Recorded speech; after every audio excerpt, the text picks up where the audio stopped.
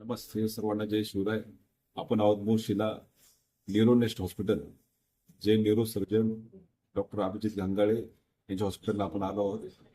शिवजयंतीच्या दिवशी एक तरुण शिवभक्त विशाल मुंडे, त्याचं खरं तर घरी जाताना फार गंभीर अपघात झाला होता आणि छत्रपती शिवाजी महाराजांची महाआरती केल्यानंतर हा शिवभक्त खरं तर ज्या उत्साहाने त्या ठिकाणी शिवनेरीला आला होता आणि त्या भावनेने शिवनेरीला आला होता, परंतु घरी जात असताना ओझरला फार गंभीर अपघात झाला आणि विशाल त्या गंभीर अपघातात खरं तर आता आपण आयसीयू मध्ये शिवजयंतीपासून तर आतापर्यंत आयसीयू मध्ये ट्रीटमेंट घेतोय.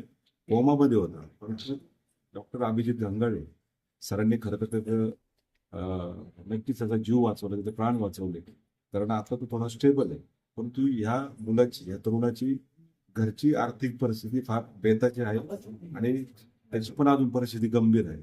तर माझी खरं तर या निमित्तानं आपल्या तालुक्यातील सगळ्या नागरिकांना, मित्रपरिवाराला ही विनंती असेल की खरं तर अशा वेळेस आपल्या एका सहकार्याला नक्कीच आपण या ठिकाणी मदत केली पाहिजे. कारण याच्या कुटुंबातली परिस्थिती, याचे वडील खरं तर हँडिकॅप आहेत, स्वतः अपंग आहेत, त्यांना एका डोळ्याने दृष्टी पण नाहीये आणि अशी परिस्थिती घरी असताना कारण त्याचं पण त्याची स्वतःची एक लहान मुलगी बापाची वाट पाहती, वडिलांची वाट पाहती.